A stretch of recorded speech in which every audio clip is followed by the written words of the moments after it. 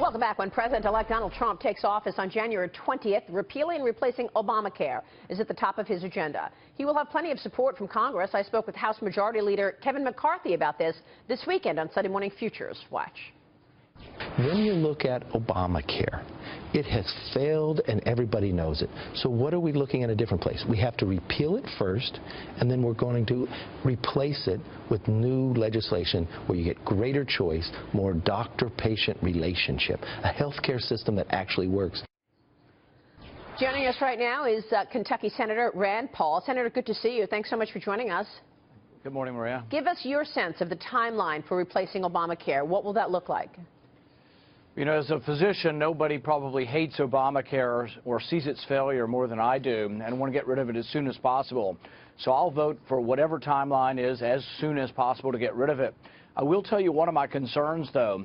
If you leave in place some of Obamacare, like if you leave in place that insurance companies must sell insurance to people after they become sick, I think what you have is an insurance model that won't work and will lead to bankruptcy of the insurance companies. So I am concerned that you repeal part of Obamacare, but you leave in place things like the pre-existing condition without the individual mandate. So healthy people won't buy insurance, but sick people will. That's an insurance model that is very, very risky to the business itself. And I fear we will be back a year or two later having to bail out insurance companies if we leave part of it in place. Wow. Well, I mean, then what happens to those people with pre-existing conditions? Yeah, I think what we need to do is make it easier for people to be larger pools to begin with. So if I have 10 employees and one of my employees gets breast cancer, it's devastating not only to the employee but economically to the company. Really, we need to make it easier for a company of 10 people to band with another company of 10 people and another, so we would have pools of thousands of people. Ideally, health insurance should be more like life insurance. Nobody asks you where you work, and when you apply for a life insurance, you're part of a pool of people aged 53. That's the way health insurance ought to be, too. Instead, you're part of a pool of employment, and that was an artificial thing set up by government after World War II. We made the tax exemption based on your employment. That was a big mistake. That's still something we need to fix as part of the replacement of Obamacare. So you think this is doable then, and what's the timeline in terms of getting this done, an actual replacement? That's the hard part. See, the way our congressional rules work, these arcane rules say that we can repeal Obamacare with a simple majority, 50% or more, but we can only replace it in the Senate with 60 votes or more, 60% or more. So it's much more difficult for us to get replacement into place, and that's what I'm worried about, is that we repeal part of it, we leave in place things that don't work economically, and that the thing continues to unravel, and it is unraveling. I mean, it is unraveling as we speak.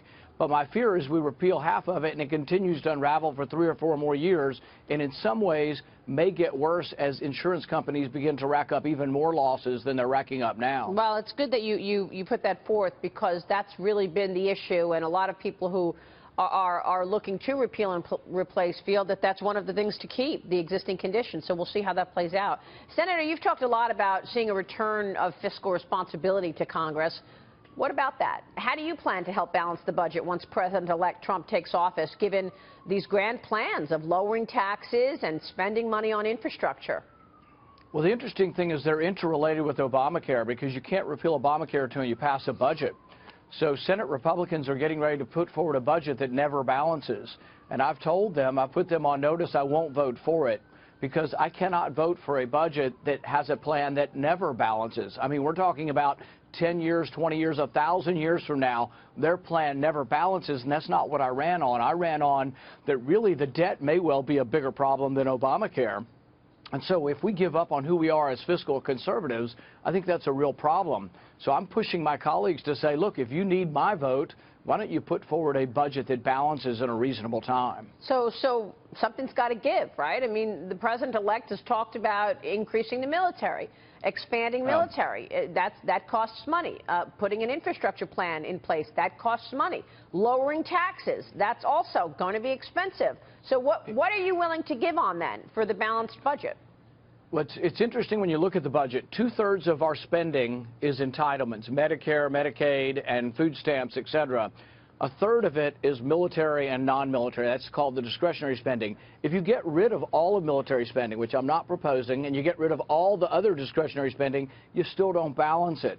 That's why I'm concerned that the incoming administration is saying, oh, entitlements are off limits. The problem is, if you're not willing to reform entitlements, the whole system's going bankrupt. It will all be short of money. There will be no money for those who are on Social Security or on Medicare if we do not fix them. The sooner the better. It's a demographic problem. It's not enough young people and too many retired people that we have to fix that problem by adjusting the age of eligibility and various other things. Well, you make a good point. That takes courage. So we'll see if they could really, and you guys can tackle entitlements early in the year, because you're right, that's where the money is. Real quick, Senator, we're going to have your father on in a few minutes, Ron Paul. What do you want us to ask him? What do you want to hear from your dad? Let's see. Why don't you ask him whether John Bolton would be good in the State Department? I'll bet he's got an opinion on that. Ah, okay. We will do that. Senator, good to see you. Thanks so much. Thank you. Senator Rand Paul there. We'll be right back.